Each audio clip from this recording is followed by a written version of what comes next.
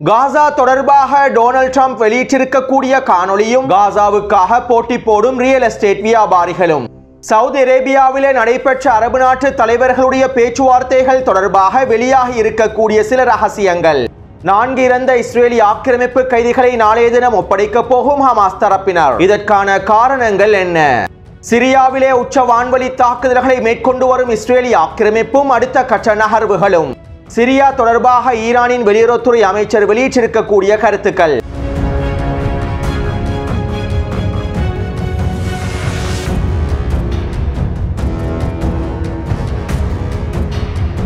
சிரியாவின் தெற்கு பிரதேசத்தில் இருக்கக்கூடிய படைகள் அனைத்தும் முழுமையாக வெளியேறிவிட வேண்டும் அல்லது இந்த படைகள் அனைத்தும் முழுமையாக நிராயுதபாணியாக்கப்பட வேண்டும். சிரியாவின் தற்போது அரசாங்கத்தினுடைய படைகளும் குறித்த பிரதேசத்திற்குள்ளே நுழைய முடியாது. மேலும் குறித்த பகுதிகளில் இருக்கக்கூடிய ரூஸ் இனத்தவர்களை நாங்கள் முழுமையாக பாதுகாக்க வேண்டும். அவர்களுடைய பாதுகாப்பையும் உரிமைகளையும் நாங்கள் உறுதிப்படுத்த வேண்டும். இதற்கான எல்லாவிதமான வேலை திட்டங்களையும் நாங்கள் முழுமையாக மேற்கொள்வோம் என நெட்டன்யாஹூ வெளிப்படையான அறிக்கைகளை வெளியிட்டிருந்தார். இவை தொடர்பாக நேற்றைக்கு தினமும் பல்வேறுபட்ட விடயங்களை நான் காணொளிகளில் குறிப்பிட்டிருந்தேன். அத்தோடு சிரியாவின் தெற்கு பிரதேசமான தாரா, குனித்ரா மற்றும் சுவைதா பகுதிகளிலே இருக்கக்கூடிய அரபு பழங்குடி மக்கள் நெட்டன்யாஹூ வெளியிட்டிருக்கக்கூடிய அறிக்கைகளுக்கு எதிராகவும் நெட்டன்யாஹூவினுடைய தீர்மானத்திற்கு எதிராகவும் ஆர்ப்பாட்டங்களையும் போராட்டங்களையும் மேற்கொண்டிருந்தார்கள். அதே நேரம் இந்த ஆர்ப்பாட்டங்கள் பெரிதாக மேற்கொள்ளப்படவில்லை. சிரியாவின் புதிய இடைக்கால அரசாங்கமும் இந்த ஆர்ப்பாட்டங்களில் தலையிட்டிருக்கவில்லை. குறித்த பகுதிகளில் இருக்கக்கூடிய அரபு பழங்குடி மக்கள் தான் முன்வந்து இந்த ஆர்ப்பாட்டங்களை மேற்கொண்டிருந்தார்கள். அதே நேரம் சிரியாவின் தெற்கு பிரதேசத்தில் இருக்கக்கூடிய ரூஸ் இனத்தவர்களுடைய தலைவர்களும் அவர்களுடைய இராணுவ தளபதிகளும் ஒன்றிணைந்து இராணுவ சபை ஒன்றையும் உருவாக்கி இருந்தார்கள். மேலும் இந்த இராணுவ சபையிலே அனைத்து இராணுவ குழுக்களும் ஒன்றிணைய வேண்டும் என்றும் அழைப்பு விடுத்திருந்தார்கள். இதற்கமைவாக நேற்றைய தினம் தெற்கு பிரதேசத்திலே சுயாதீனமாக இயங்கி வந்த பல இராணுவ குழுக்கள் ரூஸ் இனத்தவர்களுடைய இராணுவ சபையிலே ஒன்றிணைந்துள்ளார்கள். மேலும் இந்த சிறிய இராணுவ குழுக்கள் இஸ்ரேலி ஆக்கிரமிப்போடு ஒன்றிணைந்து செயற்படுவதற்கு தயாராக இருப்பதாகவும் காணொளிகளையும் வெளியிட்டுள்ளார்கள். அது மட்டுமல்லாமல் ரூஸ் இனத்தினால்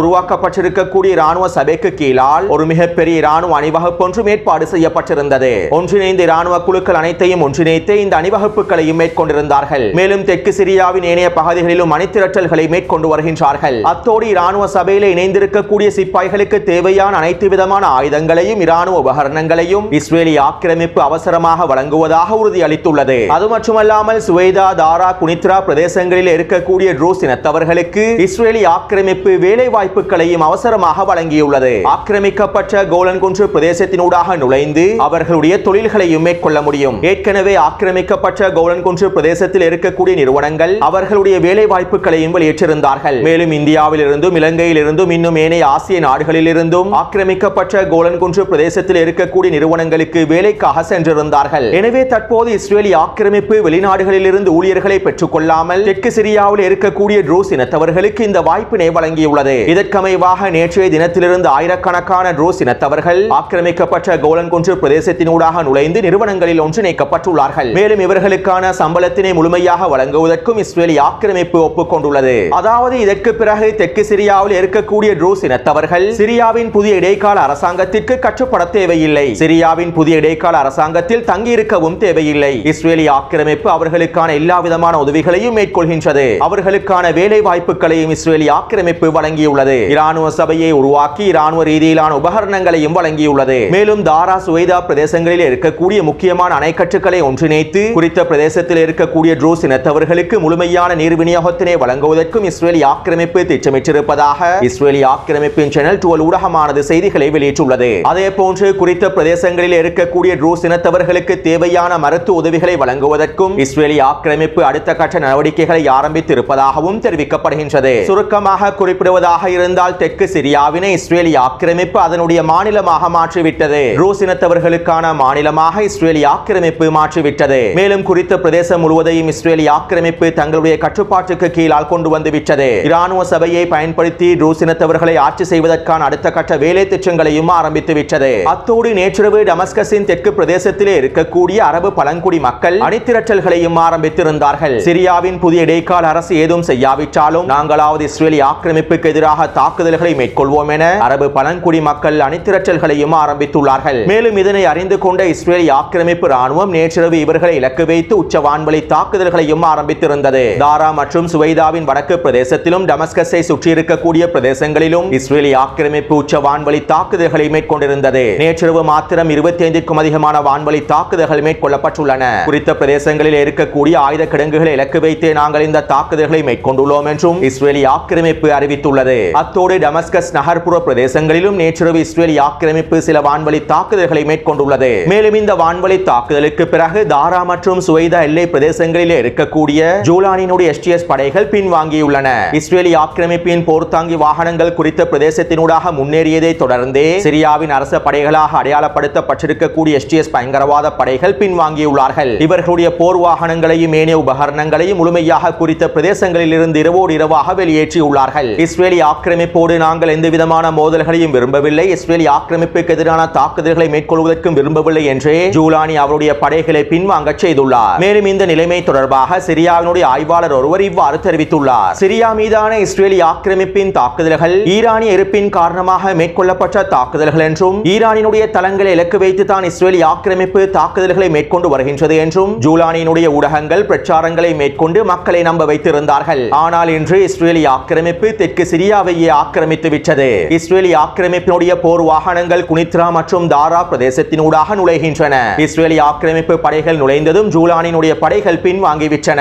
எந்த விதமான ஒரு எதிர்ப்பும் இல்லாமல், ஒரு துப்பாக்கிச்சூடு சத்தம் கூட இல்லாமல் இஸ்ரேலிய ஆக்கிரமிப்பு குறித்த பிரதேசங்களுக்குள்ளே சுதந்திரமாக நுழைந்துள்ளது. இதற்கு பிறகு உண்மையானது ஒரு பொழுதும் மறைக்கப்படாது. இந்த போரிலே ஒரு பொழுதும் இஸ்ரேலிய ஆக்கிரமிப்பு பார்வையாளராக இருக்க போவதில்லை. இந்த போரினுடைய ஒரு பகுதியாகத்தான் இஸ்ரேலிய ஆக்கிரமிப்பு இருக்க போகின்றது. இதனால் இனி இவற்றினை மறைக்க தேவையில்லை. இஸ்ரேலிய ஆக்கிரமிப்பு விரும்பும் பிரதேசங்களில் படையெடுக்கின்றது. சிரியாவினுடைய எந்த பிரதேசமாக இருந்தாலும் இஸ்ரேலிய ஆக்கிரமிப்பு சுதந்திரமாக செயற்படுகின்றது. இஸ்ரேலிய ஆக்கிரமிப்பு வலுவாக இருப்பதனால் தான் இவர்கள் இவ்வாறு செயற்படுகின்றார்கள் என்று நீங்கள் நினைக்கலாம். ஆனால் உண்மையில் அவர்களுடைய முகவர்களே இந்த நிலைமையை ஏற்படுத்துவதற்கு மிக முக்கிய காரணியாக அமைந்துள்ளார்கள். ஜூலானி மாறு வேடமிட்டு சிரியாவினுடைய நிலத்தை இஸ்ரேலிய ஆக்கிரமிப்புக்கு வழங்கியுள்ளார். இது ஜூலானிக்கும் இஸ்ரேலிய ஆக்கிரமிப்புக்கும் இடையிலான மறைமுகமான உறவுகளையே வெளிப்படுத்துகின்றது. இதனால் தற்போது ஒட்டுமொத்த சிரியாவும் இஸ்ரேலிய ஆக்கிரமிப்பின் கைகளில் வீழ்ந்து கொண்டிருக்கின்றது. ஜூலானியும் அவருடைய படைகளும் இஸ்ரேலிய ஆக்கிரமிப்பின் கருவிகளாகத்தான் செயற்படுகின்றார்கள். இது சிரியாவின் எதிர்காலத்திற்கே மிகப்பெரிய அச்சுறுத்தலாகவும் மாறப்போகின்றது என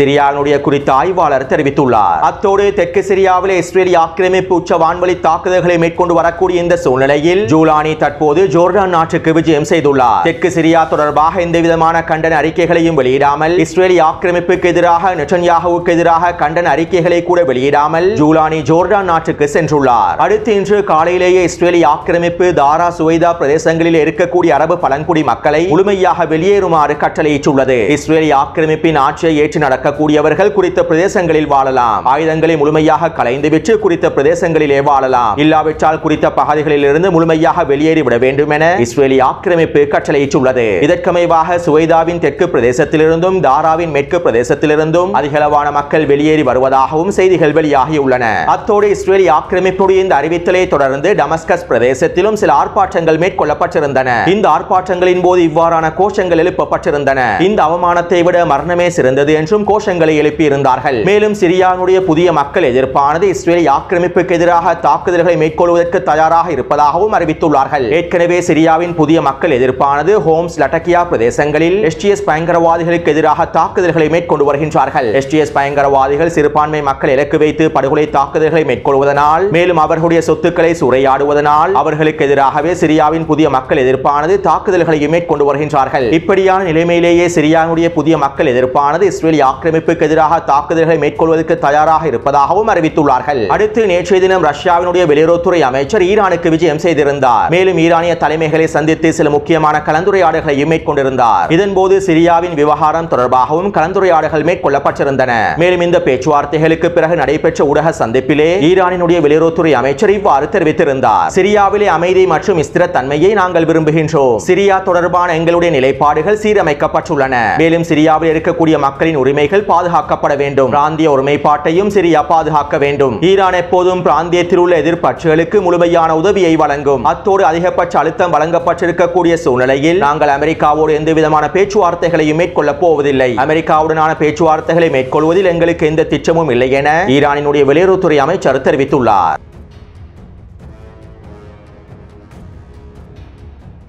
வருகின்ற மார்ச் மாதம் 4ஆம் திகதி காசா தொடர்பான அரபு உச்சி மாநாடு நடைபெறப் போகின்றது. இன்னும் ஒரு விதத்தில் குறிப்பிடுவதாக இருந்தால் டொனால்ட் ட்ரம்பின் திட்டத்திற்கு அமைவாகவே இந்த அரபு உச்சி மாநாடு நடைபெறப் போகின்றது. இதற்கான அனைத்து காரணங்களையும் முன்னே காணொளிகளில் நான் தெளிவாக குறிப்பிட்டுள்ளேன். மேலும் இந்த உச்சி மாநாடு தொடர்பாக சில முக்கியமான கலந்துரையாடல்களை கடந்த 4 நாட்களுக்கு முன்பு அரபு நாட்டு தலைவர்கள் மேற்கொண்டிருந்தார்கள். சவுதி அரேபியாவின் தலைநகரிலேயே இந்த சந்திப்பு நடைபெற்றிருந்தது. மேலும் தற்போது குறித்த சந்திப்பின் போது மேற்கொள்ளப்பட்ட கலந்துரையாடல்கள் தொடர்பாக சில ரகசியமான தகவல்கள் வெளியாகியுள்ளன. அதாவது குறித்த கலந்துரையாடலின் போது சவுதி அரேபியாவுடைய பட்டத்து இளவரசர் இவ்வாறு தெரிவித்துள்ளார். இந்த மக்கள் வெகு தூரம் சென்று விட்டார்கள். நாங்கள் எதிர்பார்க்காத அளவுக்கு இவர்கள் சென்று விட்டார்கள். இவர்கள் நசுக்கப்பட வேண்டும். காசாவிலே ஹமாஸ் நசுக்கப்பட்டு நிராயுத பாணியாக்கப்பட வேண்டும். அவர்கள் யார் என்று அவர்களை நினைத்துக் கொண்டிருக்கின்றார்கள். இஸ்ரேலையும் அமெரிக்காவையும் தோற்கடிக்க முடியும் என்று அவர்கள் நம்புகின்றார்களா என சவுதி அரேபியாவின் பட்டத்து இளவரசர் கூறியுள்ளார். இதற்கு ஜோர்டான் மன்னர் முழுமையான ஆதரவை வெளிப்படுத்தியுள்ளார். அதே நேரம் சவுதி அரேபியாவுடைய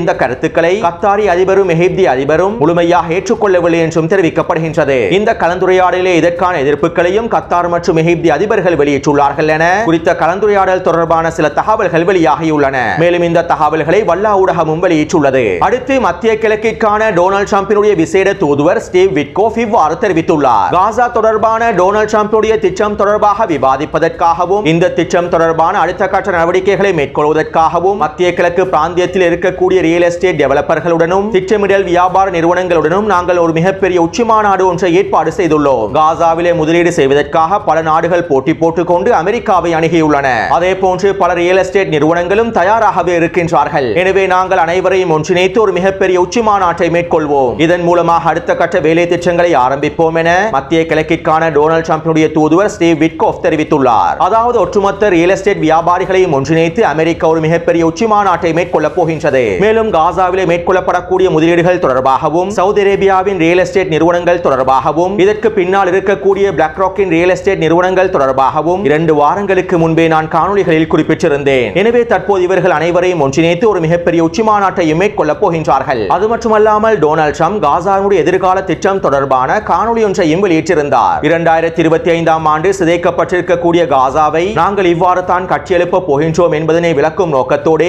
இந்த காணொளியை டொனால்ட் ட்ரம்ப் வெளியிட்டுள்ளார். இந்த காணொளியை நான் டெலிகிராம் சேனலிலும் பதிவிட்டுள்ளேன். மேலும் டொனால்ட் ட்ரம்ப் குறித்த காணொளியிலே காசாவிற்கு ட்ரம்ப் காசா என்றும் பெயர் வைத்துள்ளார். அதாவது ஒட்டுமொத்த காசாவையும் ட்ரம்ப் காசா என்று டொனால்ட் ட்ரம்ப் பெயர் மாற்றம் செய்ய போகின்றார். காசா தொடர்பான தன்னுடைய திட்டமானது ஒரு சிறந்த திட்டம் என்பதனை காண்பிப்பதற்காகவும் இது ஒரு மிகப்பெரிய முதலீட்டு வியாபாரமாக மேற்கொள்ளப்பட போகின்றது என்பதனை வெளிப்படுத்துவதற்காகவுமே டொனால்ட் ட்ரம்ப் இந்த காணொளியையும் வெளியிட்டுள்ளார். அடுத்து இஸ்ரேலிய ஆக்கிரமிப்பு யுத்த நிறுத்த நிபந்தனைகளை மீறி காசாவிலே தொடர்ச்சியான தாக்குதல்களை மேற்கொண்டு வருகின்றது. நேற்றிரவு கான் யூனிஸ் கிழக்கு பிரதேசத்திலும் ரஃபாலுடைய தெற்கு பிரதேசத்திலும் இஸ்ரேலிய ஆக்கிரமிப்பு ட்ரோன்கள் மூலமாக வான்வழி தாக்குதல்களை மேற்கொண்டுள்ளது. மேலும் இன்று காலை கான் யூனிஸின் கிழக்கு பிரதேசமான அபசன் காபிரா பிரதேசத்திலே பீரங்கி தாக்குதல்களையும் மேற்கொண்டுள்ளது. இந்த தாக்குதல்களிலே 10க்கும் அதிகமான பலஸ்தீனிய மக்கள் இனப்படுகொலை செய்யப்பட்டுள்ளார்கள். அடுத்து 602 பலஸ்தீனிய கைதிகளை விடுதலை செய்வது தொடர்பாக மத்தியஸ்தர்கள் இஸ்ரேலிய ஆக்கிரமிப்போடு பேச்சுவார்த்தைகளை மேற்கொண்டிருந்தார்கள். கடந்த சனிக்கிழமை விடுதலை செய்யப்பட வேண்டிய 602 பலஸ்தீனிய கைதிகளையும் விடுதலை செய்வதற்காக மத்தியஸ்தர்கள் பேச்சுவார்த்தைகளை மேற்கொண்டிருந்தார்கள். இருப்பினும் மத்தியஸ்தர்கள் அதிகளவான அழுத்தத்தினை ஹமாஸ் தரப்பினருக்கே வழங்கியுள்ளார்கள். இதைத் தொடர்ந்து ஹமாஸ் தரப்பினர் ஒரு அறிக்கை ஒன்றையும் வெளியிட்டுள்ளார்கள். நாங்கள் தற்போது ஒரு புதிய பொறிமுறையை கையாளப் போகின்றோம். தற்போதைய நிலைமையை வேறு விதமாக கையாளப் போகின்றோம். மேலும் எகிப்திய மத்தியஸ்தர்கள் இதற்கு முழுமையான உத்தரவாதத்தை வழங்கியுள்ளார்கள். இதற்கமைவாக நாங்கள் 4 இறந்த இஸ்ரேலிய ஆக்கிரமிப்பு பணைய கைதிகளுடைய உடல்களையும் ஒப்படைக்கப் போகின்றோம் என ஹமாஸ் தரப்பினர் குறிப்பிட்டுள்ளார்கள். அதாவது நாளைய தினம் ஹமாஸ் தரப்பினர் 4 இறந்த இஸ்ரேலிய ஆக்கிரமிப்பு பணைய கைதிகளுடைய உடல்களை ஒப்படைக்கப் போகின்றார்கள். மேலும் இஸ்ரேலிய ஆக்கிரமிப்பு 602 பலஸ்தீனிய கைதிகளையும் விடுதலை செய்ய போகின்றது.